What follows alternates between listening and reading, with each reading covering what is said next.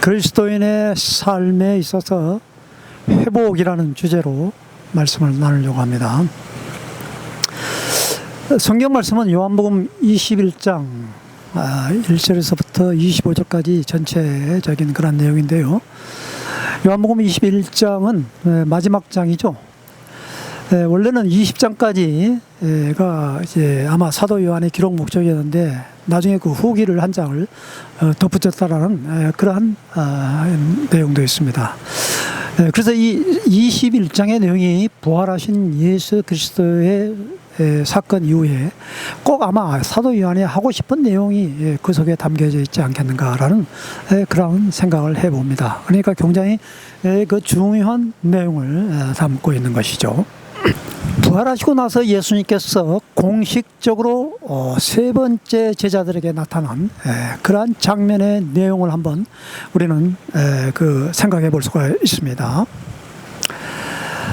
세 번째 장면의 내용에 있어서 제자들에게 나타난 그런 그 부활하신 예수 그리스도께서는 7명 제자 앞에 나타나셨습니다. 7명의 제자들은 거의가 다 갈릴리 출신이라고 봐야 하겠죠. 그래서 예수님께서는 왜 그토록 갈릴리를 중요하게 생각하셨을까? 바로 예수님께서는 제자들을 불렀을 때에도 그 베드로와 세베대의 그 두 아들들 다 갈릴리 어부 출신을 그곳에서 불렀습니다. 나를 따라오너라, 내가 사람을 낚는 어부가 되게 하리라 라는 그런 말씀으로 그 어부 출신 제자들을 그곳에서 불렀던 것입니다. 베드로는 자 이제 고기 잡으러 가자 라고 그렇게 말을 하니까 7명의 제자들이 다 달라붙었습니다. 그래서 밤중에 이제 고기를 잡으러 나가는데 그물을 계속 던집니다. 그런데 돌아오는 것은 텅 빈 그물뿐이었던 것입니다. 밤이 맞도록 그물을 던졌으나 아무런 수확이 없었던 것입니다. 텅 빈 그물만 걷어 올렸던 것이죠. 틀녘에 예수님께서 그 갈릴리 호수 곁에서 그 제자들의 그 그물 던지는 그 모습이 참 애처로웠던 것 같아요. 그러면서 아마 그 눈에 보이니까 좀 멀찌마게 해서 계속 빈 그물만 걷어 올리는 그 제자들을 향해서 얘들아 라고 이렇게 부르십니다. 뭐 좀 낚은 것 없니? 많이 잡았니? 이렇게 물으셨습니다. 제자들이 쳐다보니까 웬 낯선 남자가 얼마나 고기를 많이 낚았느냐고 물어보니까 지금도 못 잡아서 야구를 하는데 어떤 그런 질문을 하니까 하나도 못 잡았습니다 라고 그렇게 대답을 한 거예요. 그러니까 예수님께서 그러면은 오른편에다가 그물을 한번 던져 보아라 그렇게 이야기를 하니까 제자들은 무심코 오른편에다가 그물을 던졌습니다. 그런데 엄청난 고기가 걸리게 되어진 것입니다. 그 사실을 본 제자들은 깜짝 놀랐습니다. 지금까지 그 어부에 대해서는 고기 낚는 것에 대해서는 전문가였던 그런 사람들이 웬 낯선 남자가 와서 그물을 오른편에 던지라 했을 때 고기를 낚는 그런 그 과정을 볼 때 심상치 않은 거죠. 그래서 눈치 빠른 그 사도 요한이 베드로에게 말합니다. 주님이시다 라고 그렇게 말을 하니까 베드로는 즉시 예수님인 걸 알아보고 그 벗었던 옷을 다시 입고 겉옷을 입고 바다에 뛰어내려서 예수님께 먼저 다가갑니다. 자, 그럴 때 예수님께서는 이미 숯불을 피워놓고 거기에 생선을 굽고 빵을 굽고 준비하고 있었던 것입니다. 그러면서 많은 제자들이 이제 그 7명의 제자들이 그 많은 그 고기들을 이제 낚아 올리는 그러한 수고로운 과정에서 이제 뭇가에 도달했을 때 자, 내가 와서 조반을 차려놓 왔으니까 우리 아침 식사 좀 같이 나누자. 그 7명 사람들 가운데 어느 누구도 감히 당신은 누구십니까? 라고 이렇게 물어본 사람이 없었어요. 이미 그들은 예수님이라는 것을 알게 되어졌던 것입니다. 부활하신 예수님께서 그 수제자 중에 3명 가운데 또 4명을 더한 그 갈릴리 출신 그 어부들 제자들을 다 불러 모아놓고 초반 먹은 후에 이제 심각한 대화를 나누고 또 질문을 던집니다. 자, 질문을 던지기 전에 말이죠. 먼저 우리가 한번 생각해 봐야 될 것은, 이건 너무나도 귀중한 그런 그 질문 아니겠습니까? 자, 그러면 그 갈릴리라는 그 지역을 먼저 우리가 한번 생각을 해보면, 그 갈릴리 지역에서 예수님께서 만나자고 그랬습니다. 첫 번째 제자들을 만났고 첫 번째 제자들을 불렀던 그러한 장소입니다. 그들이 밤이 맞도록 수고했지만 예수님께서는 그 당시에 깊은 데로 가서 그물을 던져라. 예수님께서 그때는 같이 타면서 그들을 불렀습니다. 와보니까 그물이 막 찢어질 정도로 고기가 잡힌 걸 볼 때 베드로는 그 자리에서 무릎을 꿇고 나는 죄인으로소이다. 나를 떠나소서. 그물에 고기를 많이 낚았는데 자기가 죄인임을 깨닫게 되어졌던 것입니다. 거룩하신 예수 그리스도 앞에 자기의 존재의 모습을 발견하면서 이제 주님을 따르게 되어지는 그러한 곳이 바로 갈릴리의 장소였던 것이고, 그리고 예수님께서 제자들과 함께 공생에 첫 들어가기 전에 그 표적을 일으킨 사건이 바로 갈릴리 가나에서 혼인잔치, 물이 포도주로 변하게 되어지는 인생의 값진 의미가 무엇인가, 바로 혼인잔치에서 있어야 할 그 포도주가 모자란 그러한 사건에서 물이 포도주로 변하게 되어지는 그러한 잔치가 있었던 곳이 바로 또 갈릴리 지역이었던 것입니다. 또 하나 더 중요한 사건이 갈릴리에서 그 근처 벳세다라는 그러한 곳에서 오병이어의 사건이 이루어진 곳입니다. 물고기 2마리와 보리빵 5개로 5,000명을 먹이시고, 또 저쪽에 데가볼리라는 그런 이방 지역에 있는 그 갈릴리 지역을 중심으로 해서 동쪽에 있는 그런 지역에서 보리빵 7개와 물고기 2마리로 4,000명을 먹이시고 7광주리, 또 앞에서는 그 12광주리를 남긴 그러한 표적이 일어난 유명한 뜻깊은 그러한 지역이 바로 이 갈릴리 지역에서 일어났다라는 그러한 것입니다. 그곳에서 예수님은 다시 제자들을 만나게 되어졌던 것입니다.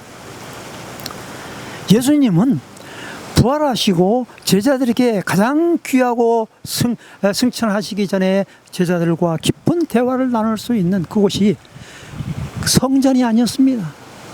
삶의 현장 가운데 예수님께서는 그 갈릴리 지역에서 나타나게 되어졌고, 또 부활하실 때 제자들이 실망에 빠져서 나는 고기 잡으러 가노라, 자기의 그 옛 삶의 터전이었던 그곳에서 또 자기의 그동안에 그전에 예수님을 만나기 전에 가졌던 그러한 직업으로 되돌아가는 그 어부의 직종, 그곳에 예수님께서는 또 나타나게 되어져서 그들을 만나게 되어졌던 것입니다. 숯불을 피워놓고 예수님께서는 그들을 맞이했던 것입니다. 밤이 맞도록 그들은 수고했지만 아무런 거둔 것이 없었습니다. 예수님은 그러한 그 실망과 좌절과 낙담 속에 처해 있는 그 제자들에게 얼마나 참 세밀한 그런 아침 준비 식탁을 마련했겠습니까? 예수님 없는 그 제자들의 인생은 텅 빈 그물만 걷어 올릴 뿐인 것입니다. 인생의 의미를 발견할 수가 없는 것이죠. 아무런 수확을 거둘 수 없는 그러한 텅 빈 그물이었던 것입니다. 그 현장의 자리에 예수님께서는 제자들에게 내가 바로 생명의 빵이요, 내가 바로 생명의 피라는 것을 보여주시기 위한 그런 옛날의 그 표적의 사건을 다시 떠올리게 했고, 또 숯불을 피워서 베드로가 얼마 전에 예수님을 3번씩이나 그 숯불을 쬐면서 연약한 여인 앞에서 예수님을 부인했던, 3번씩이나 부인했던 그것을 떠올리게 했던 것입니다. 이것은 곧 예수님께서는 그 제자들을 채찍질로 그들을 훈련시키려고 하는 것이 아니라 마지막에 뻔한 그 예수님의 모습은 너무나도 아름답고 다정스러운 모습으로 그들에게 나타나셔서 얘들아 고기 많이 낚았니? 이리 와서 같이 조밥 먹자. 먹을 때에 그들은 다시 영적으로 뭔가 새로움을 깊이를 느끼게 되어졌던 것입니다. 바로 예수님께서는 첫 번째 질문을 똑같은 질문을 두 번째, 세 번째 반복해서 질문을 던집니다. 내가 이 사람들보다 나를 더 사랑하느냐? 이 사람들보다, 이 사람들, 헬라어는 투톤이라고 그러는데요. 그것은 인칭 대명사가 아니에요. 영어 성경에도 보면 than this라고 표현했습니다. 이 사람들보다, 그러니까 사람이라는 그런 인칭보다도 다른 그 의미가 포함되어져 있는 것이죠. 그리고 헬라어에서는 그 첫 번째, 두 번째 질문을 그 아가파스메라고 이렇게 질문을 던졌는데 세 번째 질문에서는 필레오세메라고 이렇게 질문을 던집니다. 그러면 많은 사람들은 그런 아무런 의미를 두지 않는다고 그래요. 뭐 우리나라 말 성경에는 사랑이라는 단어가 하나밖에 없지 않습니까? 뭐 기껏해야 뭐 좋아한다 라는 그런 그 말인데 헬라어에는 사랑이라는 그 단어의 뜻이 네 가지로 되어 있습니다. 에로스 육체적인 사랑과 필레오 친구 간의 우정의 사랑, 그리고 스트로게 부모 혈육 간의 사랑, 그리고 아가페 신적인 사랑, 그것을 말하고 있는데 예수님께서는 첫 번째, 두 번째 질문에 아가페오 신적인 사랑으로 그 제자들에게 질문을 던졌던 것입니다. 그러면은 왜 사도 요한이 그 헬라어를 그 아가페와 필로에 그 구분을 해서 썼겠느냐 이 말입니다. 우리는 그 의미를 그 사도 요한이 저자의 그 의도를 우리는 파악할 수 있어야 된다는 것입니다. 아무런 의미를 둔다라기보다 없다라고 이렇게 우리는 단정할 수가 없는 것이죠. 자, 아가페오스메 첫 번째, 두 번째 그렇게 질문을 했을 때 베드로는 필레오로 대답을 했습니다. 두 번 계속해서 연달아 그렇게 했죠. 예수님께서는 신적인 사랑, 내가 너에게 너를 위하여서 모든 사람을 위하여서 내 몸을 찢기신 그러한 사랑으로 너희들을 사랑한다. 그러한 사랑으로 나를 사랑할 수 있겠니? 그랬을 때 옛날 같았으면 베드로는 자신 있게 대답을 했을 것입니다. 다른 제자들보다도 더 유별나게 앞서서 다른 사람들은 버릴지언정 나는 주님을 버릴 수가 없습니다. 예수님께서는 그 십자가에 못 박기 전에 내가 오늘 다 굴기 전에 나를 3번씩이나 부인하리라 라는 그러한 말이에요. 예수님 제자들은 베드로는 완전히 황당했죠. 전혀 그렇지 않을 것입니다. 나는 주님과 함께 죽을지언정 절대 안 버립니다. 다른 제자들도 똑같이 그런 대답을 한 거죠.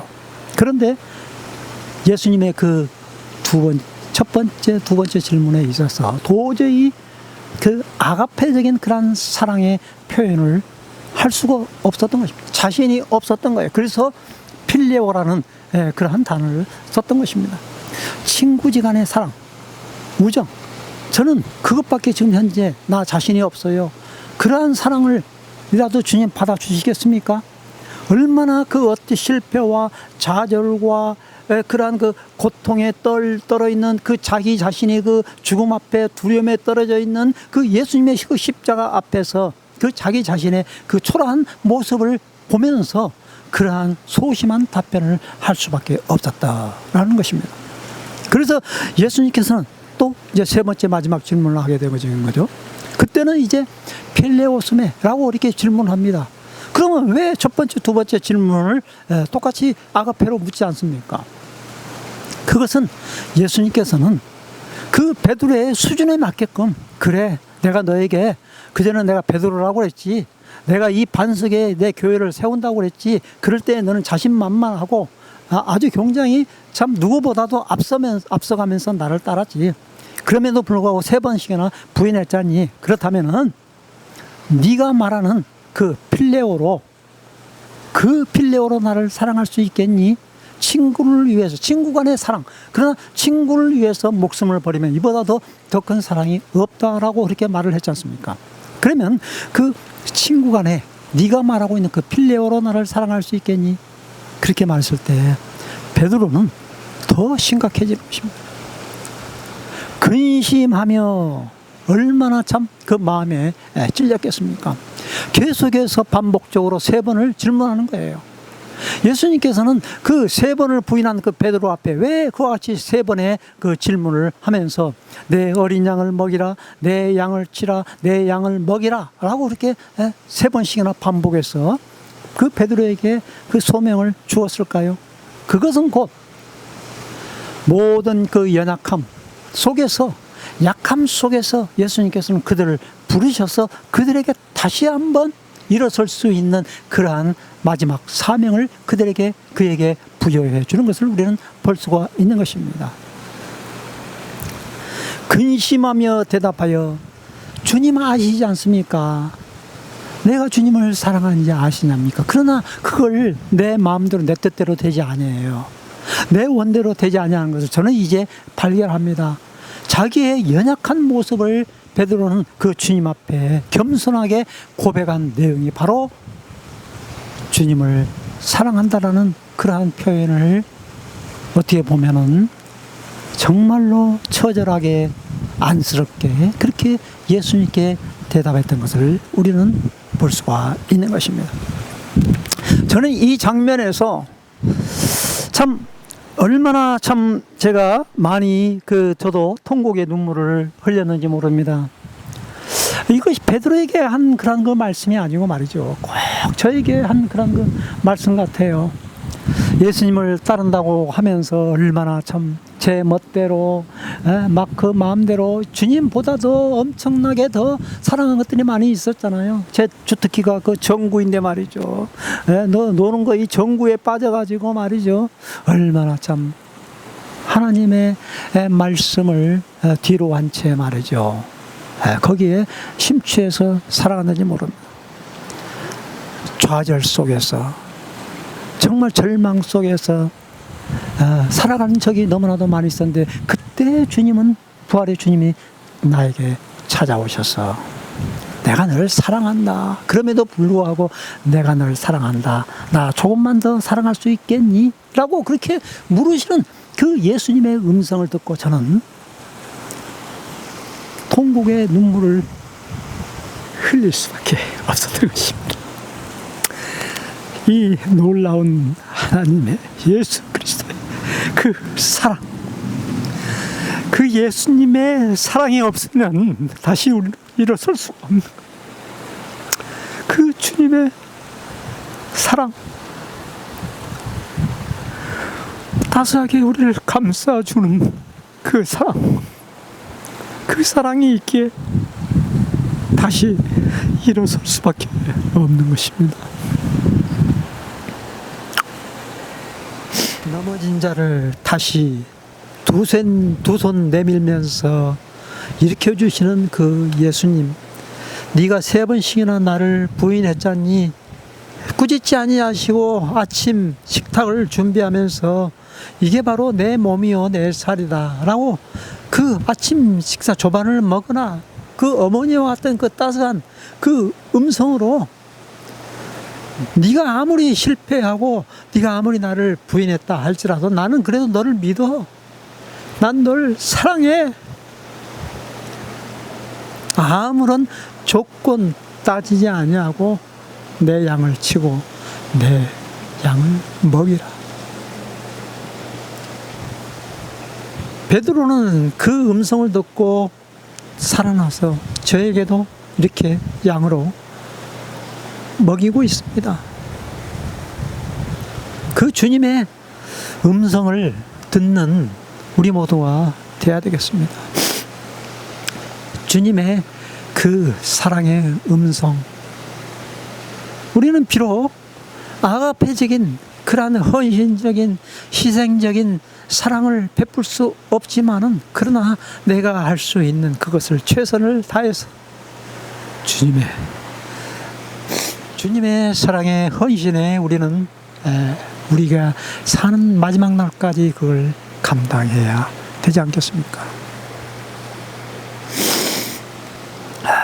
참 부활의 주님 마지막에 세 번째로 그 베드로에게 또 나머지 전부 합쳐서 7 제자에게 찾아오신 그 부활의 주님은 나를 그리고 베드로는 자기와 같이 자기 뒤에 따라오는 사도 요한에게도 묻습니다. 이자는 어떻게 되겠습니까? 그것은 상관하지 말고 다른 사람 비교하지 말고 너는 나만 따르면 돼. 젊었을 때는 네가 마음대로 갔지만 이제 나이 들어서는 두 팔 벌리고 이제 다른 사람이 와서 너에게 띠를 띠고 어디를 데리고 갈 텐데 그때는 상관하지 마. 오로지 너는 성령의 사람이 되고 성령의 이끌림 바 되고 이제 하나님께서 너에게 가는 모든 것들을 지시하고 가르쳐 줄 거야 라는 그러한 말씀인 것입니다. 소명, 하나님께서 우리에게 주신 이 사명, 양을 먹이는 일, 양을 치는 일, 어린 양을 먹이는 일, 이런 것은 다른 사람하고 비교할 그러한 대상이 되지 않는다는 겁니다. 오로지 우리의 사랑해야 할 대상은 주님이기 때문에 주님의 몸된 하나님의 택한 백성을 잃어버린 자, 주님 대신에 바로 그 주님, 하늘에 계신 주님을 우리가 붙잡아서 사랑의 표현을 못하기 때문에 내 주위에 있는 그 사람을 대신해서 우리가 사랑하는 겁니다. 우리는 사랑할 힘조차도 없는 거예요. 요한일서 4장 그 5절에서부터 읽어보면 사랑은 이것이라고, 하나님께서 독생자 예수 그리스도를 이 땅에 보내셔서 우리를 위해서 십자가에 못 박히신 그 사랑, 바로 우리에게 먼저 사랑으로 다가왔기 때문에 우리는 사랑할 힘조차 없는 거예요. 그 사랑을 우리는 힘입어서 우리는 그 사랑으로 조금이라도 우리는 쫓아서 나아가는 것뿐입니다. 이제부터는 성령의 인도함 받고 성령께서 인도함을 받게 되면은 그것이 바로 곧 이제 주님의 일을 감당할 수 있게 되어진다라는 것을 말하고 있는 것입니다. 오늘 베드로에게 주어졌던 그러한 회복, 이건 놀라운 회복의 사건 아니겠습니까? 바로 이 요한복음 21장의 그 회복에 그러한 그 갈릴리에서 주님과의 그러한 그 아침 조반 환대의 만찬이 없었다면 베드로는 교회의 우두머니가 되어줄 수 없었던 것이고, 진정으로 자기가 할 수 없다는 것을 자기 자신을 깨달았을 때 바로 이제부터는 주님께서 일할 수 있는 그러한 기회가 주어지게 되어진 것입니다. 자기를 다 비워버리고 이제 주님만을 의지하는, 오로지 자기 자신을 주님께 맡기는 그러한 사람이 바로 우리 주님께서는 사용한다라는 그러한 사실인 것입니다. 베드로가 과거에 얼마나 자기 덫을 했습니까? 누구보다도 더 먼저, 다른 어떤 제자보다도 먼저 몸으로 실천하는 그러한 그 자신만만함, 자기의 그 혈기, 그걸 앞세웠던 그러한 베드로였지만 이제는 처절하게 자기 자신이 깨어지고 자기 자신이 부서지고 자기의 모든 교만과 오만을 다 이제 송두리째 주님의 그 무릎 앞에 내어 던졌을 때 주님께서는 그 손 잡아 들어주셔서 그 베드로를 마지막까지 들어 사용해 주신다는 그런 사실을 깨달으면서 우리는 주님 오시는 그날까지 철저하게 우리 자신을 부인하면서 자기의 십자가를 지고 우리는 주님을 쫓으면서 마지막까지 주님 재림을 영접할 수 있고 주님의 재림에 같이 동참하는 우리 모두가 되어지면서 주님의 제자들의 길을 걸어가는 우리 모두가 되어지시기를, 그리고 내 양을 먹일 수 있는 나 자신이 또한 양이 되어져서 위로부터 내려오는 생수의 그